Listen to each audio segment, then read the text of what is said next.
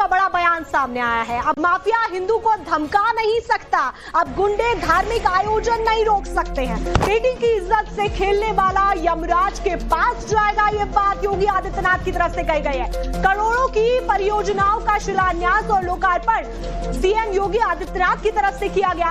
रामलीला रोकने वाले का रावण जैसा हश्र होगा, ये बात उनकी तरफ से कही गई। और साथ ही साथ ये भी कहा कि पिस्तौल लहराकर अब कोई नहीं चल सकता। तो ये बात स्पष्ट तौर पर मुख्यमंत्री योगी आदित्यनाथ की तरफ से उत्तर प्रदेश के लिए कह दी गई है कि अब से बेटी की इज्जत से अगर कोई खेलेगा तो सीधा यमराज के पास जाएगा। और ऐसे में गुंडों को भी अल्टीमेटम यहाँ पर दिया गया है कि धार्मिक आयोजन अब रोके नहीं जा सकते हैं, माफिया हिंदू को धमका नहीं सकते। बड़े बयान दिए गए।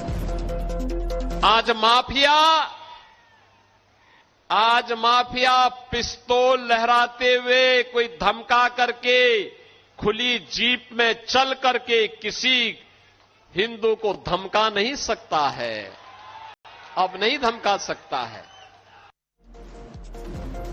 देखिए, अब कोई भी यहाँ माफिया नहीं धमका सकता है और बेटी की इज्जत के साथ में अगर कोई भी खिलवाड़ करेगा तो सीधा यमराज के पास जाएगा।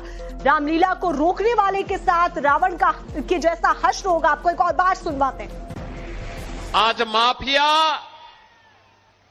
आज माफिया पिस्तौल लहराते हुए कोई धमका करके खुली जीप में चल करके किसी हिंदू को धमका नहीं सकता है, अब नहीं धमका सकता है।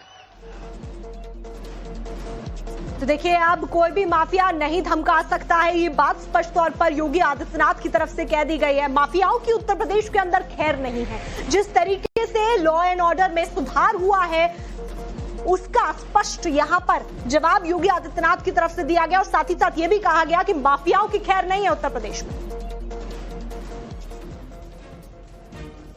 आयोजन नहीं रोक सकते हैं। बेटी की इज्जत से खेलने वाला यमराज के पास जाएगा, ये बात योगी आदित्यनाथ की तरफ से कही गई है। करोड़ों की परियोजनाओं का शिलान्यास और लोकार्पण सीएम योगी आदित्यनाथ की तरफ से किया गया। रामलीला रोकने वाले का रावण जैसा हश्र होगा, ये बात उनकी तरफ से कही गई। और साथ ही साथ ये भी कहा कि पिस्तौल लहराकर अब कोई नहीं चल सकता। तो ये बात स्पष्ट तौर पर मुख्यमंत्री योगी आदित्यनाथ की तरफ से उत्तर प्रदेश के लिए कह दी गई है कि अब से बेटी की इज्जत से अगर कोई खेलेगा तो सीधा यमराज के पास जाएगा। और ऐसे में गुंडों को भी अल्टीमेटम यहाँ पर दिया गया है कि धार्मिक आयोजन अब रोके नहीं जा सकते हैं, माफिया हिंदू को धमका नहीं सकते। बड़े बयान दिए गए। आज माफिया पिस्तौल लहराते हुए कोई धमका करके खुली जीप में चल करके किसी हिंदू को धमका नहीं सकता है, अब नहीं धमका सकता है। देखिए, अब कोई भी यहाँ माफिया नहीं धमका सकता है और बेटी की इज्जत के साथ में अगर कोई भी खिलवाड़ करेगा तो सीधा यमराज के पास जाएगा।